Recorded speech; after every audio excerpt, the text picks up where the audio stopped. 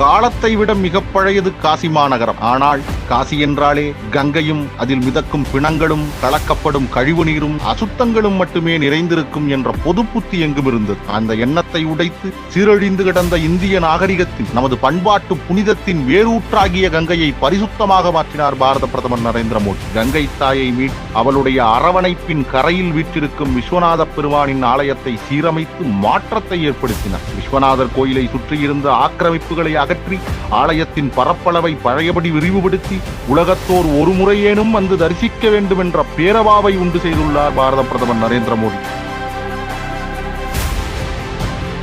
விக்ரமாதித்ய மாமன்னனால் ஆளப்பட்ட பழம்பெருமை மிக்க புனித நகரம் உஜ்ஜயினி இந்திய 7 புனித நகரங்களில் ஒன்றாகவும் 12 ஜோதிர்லிங்கங்களில் ஒன்றாகவும் 2 சக்தி பீடத்தையும் தன்னகத்தே கொண்ட புராதன நகரமாகும். பல நூற்றாண்டு படையெடுப்பால் வீழ்த்தப்பட்ட கோவிலை புனர் நிர்மாணம் செய்து மிகப்பெரிய கோவில் வளாகத்தை அங்கே உண்டு செய்துள்ளார் பிரதமர் நரேந்திர மோடி. சைவ நால்வரில் ஒருவரான அப்பர் பெருமானால் உஞ்சேனை மாகாணம் என்று போற்றி பாடப்பட்ட உஜ்ஜயினியின் மகாகாலேஸ்வரர் கோவிலை அதன் பாரம்பரிய நிலைக்கு கொண்டு வந்தது உலகெங்கும் வாழும் இந்துக்களுக்கு செய்த மாபெரும் கொடையாகும்.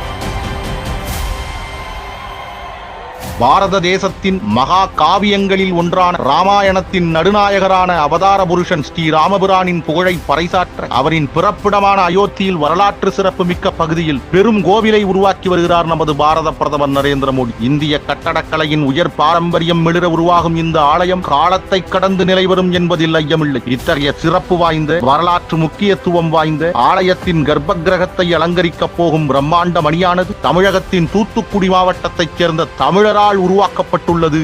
இந்த மணி ஒலிக்கும் ஒவ்வொரு முறையும் தமிழின் பெருமை எங்கே ரீங்கரிக்கும் என்பது நமக்கு பெருமையே.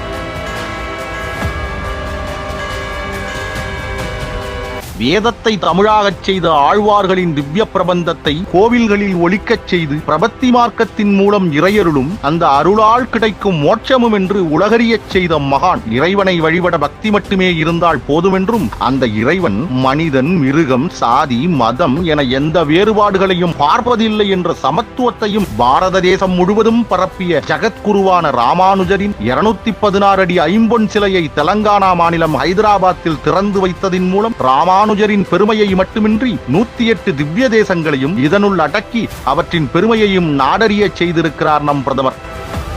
நம் பாரத தேசத்தின் கலாச்சார உணர்வுகளோடு கலந்தது கேதார்நாத். இந்தியாவின் எல்லா பகுதிகளிலும் இருந்து பல லட்சக்கணக்கான யாத்ரீகர்கள் வந்து போகிற புனித பூமி. தேவார பாடல்கள் திருக்கேதாரம் என விதந்தோதுகிற புண்ணிய பூமி. ஆனால் 2013ஆம் வருடம் வரலாறு காணாத பெருவெள்ளம் ஏற்பட்டது. தங்கள் வீடுகளையும் உடைமைகளையும் இழந்த மக்களின் நிலையை கண்டு பெரும் துயருற்ற நம் பாரத பிரதமர் நரேந்திர மோடி அன்று குஜராத் முதல்வராக இருந்தார். இந்த பெருவெள்ளத்தால் ஏற்பட்ட இழப்பிலிருந்து கேதார்நாத் மீண்டு வரும் என தன் உள்ளுணர்வு சொல்வதாக மக்களுக்கு நம்பிக்கையூட்டினார். அதோடு நில்லாமல் பிரதமராகி அதை செய்தும் காட்டினார்.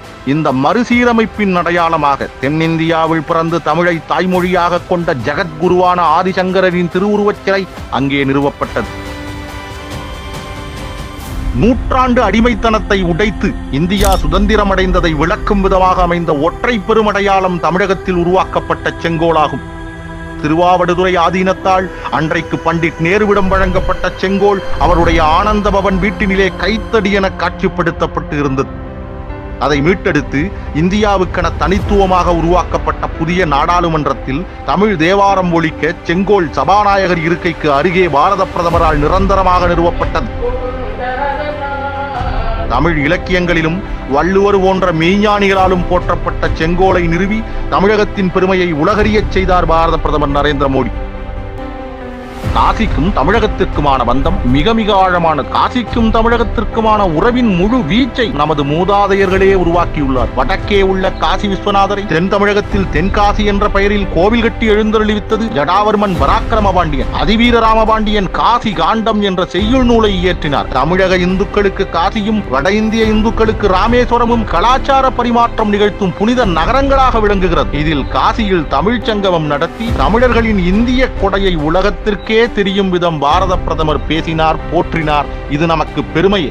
இலங்கை தமிழர்களின் புனித பூமியாக திருக்கேதீஸ்வரம் கோவில் விளங்குகிறது. பாரத இந்துக்களுக்கு காசி ராமேஸ்வரம் எப்படியோ அப்படியேதான் இலங்கை இந்துக்களுக்கு திருக்கேதீஸ்வரமும். இந்த திருத்தலம் ஸ்ரீராமர் போன்ற அவதார புருஷர்களாலும் அர்ஜுனன் போன்ற மாவீரர்களாலும் பூஜை செய்யப்பட்டது. ஞானசம்பந்தர், சுந்தரர் போன்ற சைவ ஆச்சாரியர்களால் போற்றி பாடப்பட்டது. இந்த பெரும் புண்ணிய பூமி ஐரோப்பிய மதவெறியர்களால் அடித்து நொறுக்கப்பட்டது. பின்னால் இது ஆறுமுகனாவரால் கண்டறியப்பட்டு அவர் காலத்திற்கு பின் மறுசீரமைக்கப்பட்டு பின்பு உள்நாட்டு போரிலே சேதமானதை தற்போது பாரத பிரதமர் நரேந்திர மோடி கல் திருப்பணி செய்து கோவிலை பொலிவு பெற வைத்துள்ளார். நரேந்திர மோடி ஆட்சி காலத்தில் காசி, உஜ்ஜயினி, அயோத்தி மட்டுமில்லாமல் நமது கலாச்சார சகோதர நிலமான இலங்கையில் திருக்கேதீஸ்வரமும் எழுச்சியுறுகிறது என்பது நமக்கு பெருமையை. கடந்த காலத்தை திரும்பி பார்க்கும்போது பாரத தேசம் மூர்க்கமான படையெடுப்பாளர்களின் கைகளில் சிக்கியிருந்தது. இந்த பண்பாட்டை வெட்டி எறியும் யுத்தத்தை அவர்கள் இங்கே நிகழ்த்திக் கொண்டிருந்தார்கள். தெய்வங்களின் அருளால் நூற்றாண்டுகளின் இருட்பிடியில் அமைந்த தேசம் விடுதலை அடைந்தது. ஆனால் பண்பாட்டு ரீதியிலான விடுதலை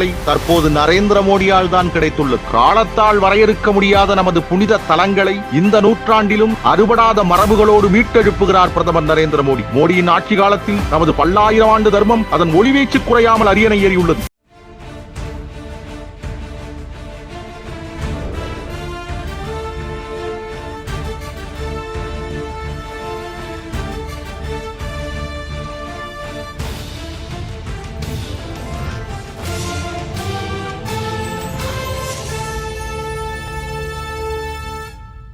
யாத்திரை